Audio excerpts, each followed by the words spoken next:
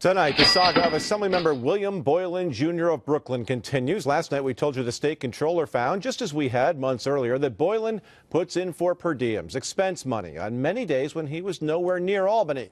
The controller says Boyland owes the state of New York $67 grand for questionable per diems, something Boyland did not want to talk to me about. Do you want to repay the money to the taxpayers, the $67,000? You don't think we deserve an explanation? Is there a time you'd want to say something? Well, tonight, more on the fallout, what's changed since our investigation started, and new information we've uncovered about Boyland's attendance, all because you paid for it. When our investigation first turned up what appeared to be rampant per diem abuse by Assemblymember William Boyland, we took our findings to Assembly Speaker Sheldon Silver. He seemed interested. If members are putting in for per diems here in Albany on days when they are clearly not here in Albany, the system's not working then. It's clearly fraudulent.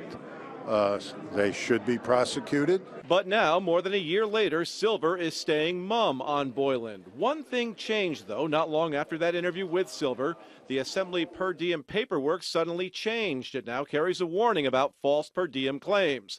Still, despite our findings, no documentation or receipts are required.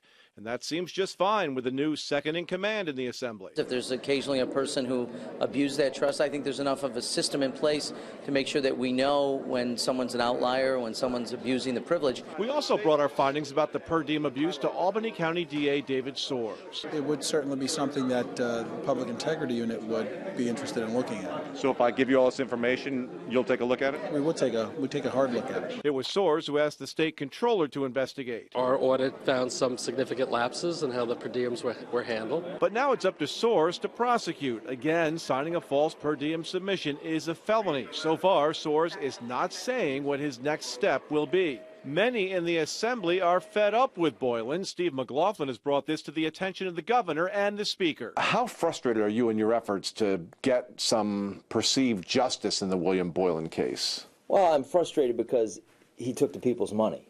And he did it wrongly. He basically stole the people's money of New York, and we need that money back. In the meantime, I did some more investigating and found that even when William Boyland is in Albany, it can seem like he's not here. He sponsors very few bills, and by many accounts, he spends very little time in the Assembly chamber. And then there's this. These are the Assembly committee attendance records for the committees that Boyland serves on. Most people never see these. They tell a sad tale of a no-show assemblyman. Take the Committee on Aging. Boyland absent 2 out of 5 meetings last year. The year before, he missed 5 out of 6 aging meetings. And we checked for ourselves. We've got the video. Here's one of those aging meetings. A joint program between the Department of Aging and the Department of Labor. Packed with Assembly members, William Boyland nowhere in sight. The Banks Committee, Boyland not there 4 out of 6 meetings. Economic Development, absent or excused 5 out of 7. Housing, absent or excused 3 out of 8. And local governments, no Boyland for 6 out of 10 meetings. Next, we compare all those absences to Boyland's per diem submissions and other records. And what we find is that for 13 of those committee absences, he was here in Albany collecting per diems, your taxpayer money, but just wasn't showing up at those meetings.